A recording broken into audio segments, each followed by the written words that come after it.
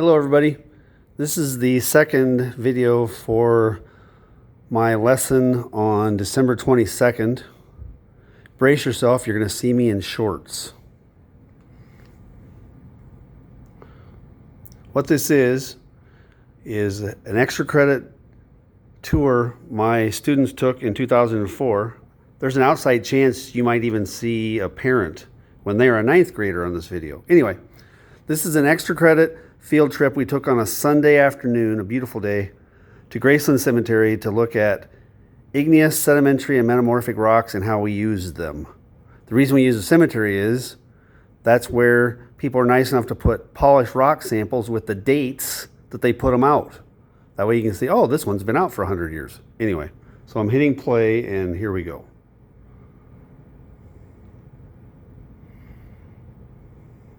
Really shouldn't. I don't think there's probably anybody buried here yet.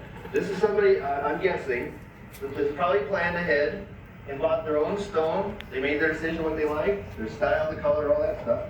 And probably spared their family the worry of having to pick out a stone at a funeral time, because it looks to me like probably nobody there. Nobody's home. Okay? Now, if you look along here, you're going to see almost all granite. Okay? There's a reason for that. We're going to come up here. Our first big stop here is so that's going to take some white out. See what happened? Some granite out. So this guy isn't dead yet? Elmer died, and his wife, Delilah, has it. Okay, so she's... Well, what? it's way past 19. Yeah, that's what I'm saying. So, I mean, she assumed... Well, she wouldn't be here. Well, guess what? Women live longer. All right. Did you see what was going on in that stone? The person got a little ahead who was carving the dates and assumed that lady was going to die in the 1900s. This video is in 2004 and she hadn't died yet. I don't know how they fixed it. You can't white out a carved chunk of granite.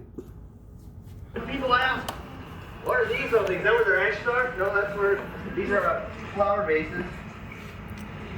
And you can turn them, you can empty the water out. And you can see it goes down in there like that.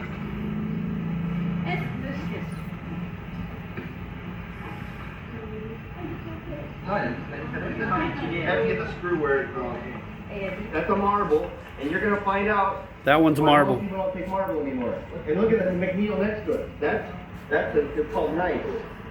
And That's metamorphic rock. a little bit more money, or want to have a little. Look at the swirls in it. Don't go with it's That's metamorphic. extremely expensive. You have when you take granite and you twist it with heat and pressure, you get a really cool thing. You gotta move it. Come up here and feel this stone. Get a feel for its texture. I'm not going to touch their great stones with the acid. That's why I brought a chunk of marble. I wasn't here when they put this stone here, but I'll bet you feel like that. That's what weathering does to you. Everybody feel it? This is a chunk of acid tile. Smooth as a baby's rear end. Yeah. Watch what happens when you put hydrochloric acid, and there's lots of different acids. But watch this. You see it?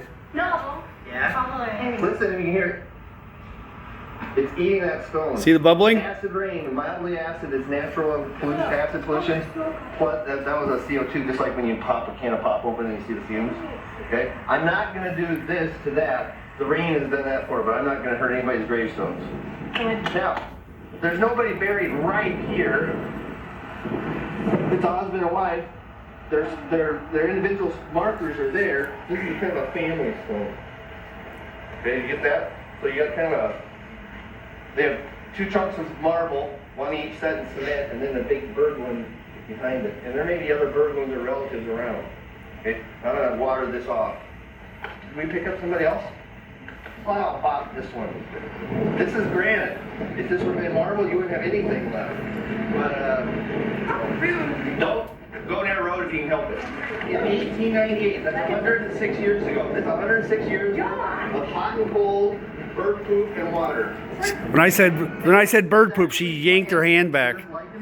It actually eats the stone. Look at the bottom. Look at the bottom. Was that like And look at this? the carving over here. Where is it going? See? You're losing it. in 106 years, you can still read this one. Christian Lynn. Well, this person is going to. It's all Brody. When did this person die? It's concrete. So you can do fancier stuff with it. You can go for your shape instead of your color. Okay? So this wasn't carved. Now here's the one that was a bench I'm talking about. This is a judge. That's cool. I want one like this one.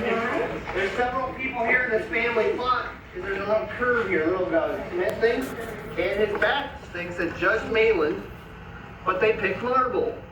And marble's not a good choice. It broke right in the middle under its own weight, or somebody sat on it, or what, I don't know. But they actually put a bench here. Do you get the joke? I hadn't figured it out in 2004 when this video was made.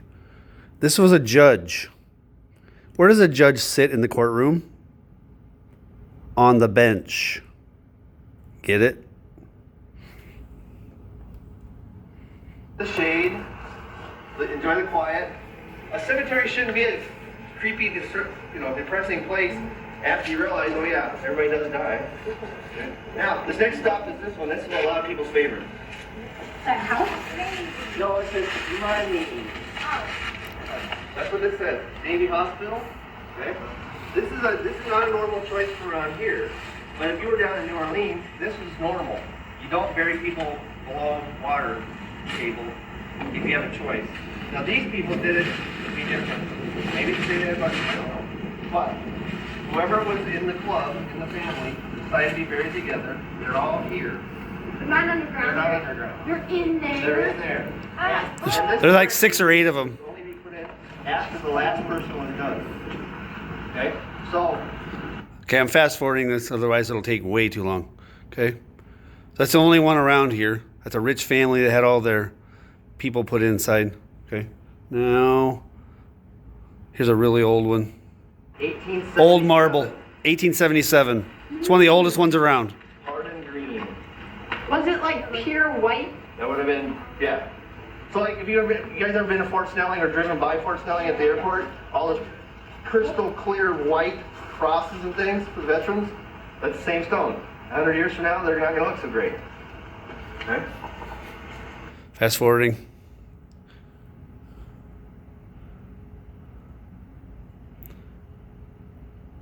There's a metal pre-made gravestone for a baby. Probably planning on a funeral. This is a baby's grave. Okay?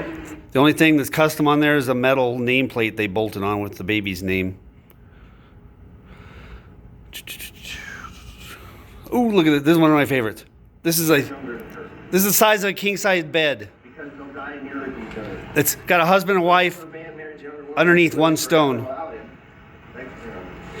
Thousands of pounds. Decades, go for it. Anyway, here is a husband and wife.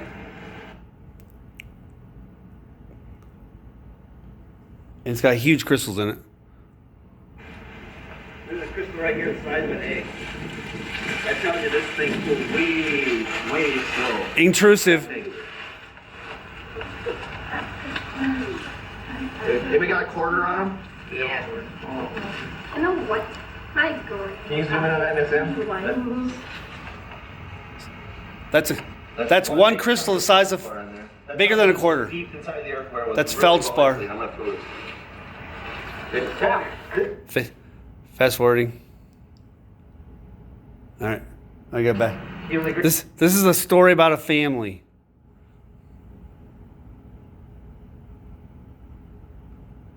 Sorry, I went back too far. That's one big chunk of feldspar in there. That tells you this was deep inside the earth where it was really well insulated. I'm not foolish. This is wild and crazy. This is really going kind of 2 by 1. Here's a guy with This is a family stone. A.M. Johnson. with 3 wives. And let me get it. Find A.M. Where is he? Here, this guy. Okay, read. Really loud. Alan M. Johnson, born March 3rd, 1826, died February 12th, 1988. Alan M. That's A.M. Okay. This is the dad of the clan. And I had no idea you're going to be here. I didn't. He was a representative of Albert Lee. He served for years. He was a great big guy. He was no longer serving as a representative maybe it was a center, I can't remember where he was. Anyway, he was on Main Street, up in the middle of town. This is before cars. There was a breakaway team of horses.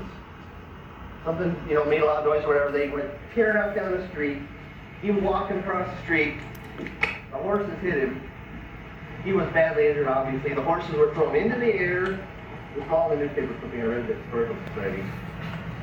He actually lived for a little while, was recovering in the hospital, and they thought he was going to actually make a miracle recovery, and then he died a few days later from shock. And his body just finally said, I can't take this anymore. But that's just his story. Okay, now, we've got wives all over the place here. We've got, read out loud. Harriet L. wife of A.M. Okay, I don't have time for them to read it all. He outlived his first wife. He had little kids.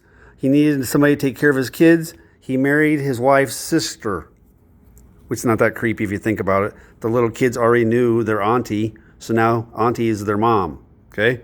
He has, I think, kids with his second wife. She dies. He marries a third woman to take care of his kids. She outlives him. His third wife is buried with him and her son from her second husband. Because after she outlived her older husband, she remarried and had another son. So there's a guy buried with 3 wives. The third wife has a son buried with her who was not his son. Okay, next. All right, I got to fast forward. Get you to another story. It's sad. All right. This lady's husband died in a war serving for somebody else. In the War of 1812. Early in our history, a rich person who was required to serve in the army could pay somebody else to take their spot. And if they got shot, okay, well, somebody's going to get the money, but okay, you could actually buy yourself out of the service, and rich people did. This guy, Margaret Horning's husband, did, and he was killed. Boy, which war was it? Anyway, so she and her son David, and probably the rest of the family, came from New York State to Minnesota Territory to claim land that was part. It was the compensation for her husband serving in the war. He would have gotten it if he had lived or died. Okay? In a place that they'd never been before, Minnesota Territory. Okay? As they worked their way from New York State to here. Okay, I have to skip that interesting story, sorry. Okay, so he's got 5 kids buried here. The oldest one is like 7. This is why we make you get shots when you've come to school. Okay? Because back in the day, diseases picked off your kids. He had 12 kids, 7 of them lived. And Wedge Nursery, they were some of the first people here. All right, we're almost done. I'm giving you the way short version. Look at this one. Fancier. That train's going to be on my video today. That's all I was doing. Here's the horn. She hasn't died yet. But now people He are has. born into the, I'm going to tell some Women usually outlive men. about me. Obviously, these people like bowling. And they even, somebody... All right. Now, the other day when we were doing Igneous Rocks and I was telling you about my favorite gravestone in the cemetery, it's this one. This guy died young, and his wife spent big bucks on the most amazing gravestone I've ever seen. Only stone I know of in the cemetery with 2 completely different, highly carved sides. There's 2 completely different sides. And no, his dog is not buried with him. I highly doubt that at all. But he's got his hunting dog there. Look at the Drum set and his dog, Casey. Casey the dog. Probably looks like a black lab to me. And this guy's about my age. He's a drummer, obviously. This guy is named Doug. He died 95.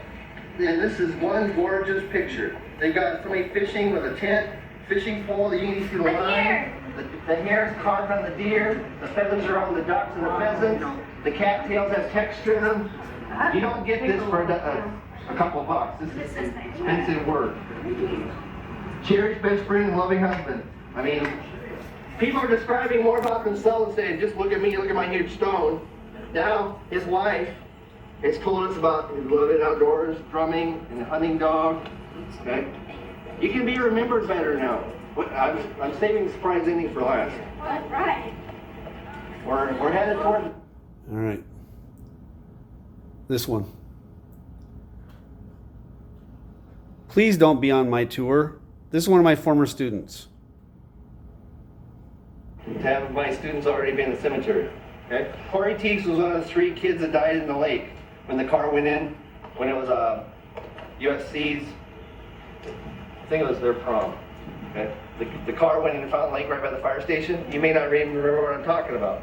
He was one of my students. He was my 2nd year. These are actually his drawings, I think, that were transferred onto his own stone. He did not know he was making drawings that were going to be on his gravestone. Okay? I mean, he died at, what, 18, 19 years old? There's a pickup he drew. There's a sketch maybe of himself, a cartoon sketch, CT, Corey Teagues. Okay? Please do not be on my tour. I'll just say that.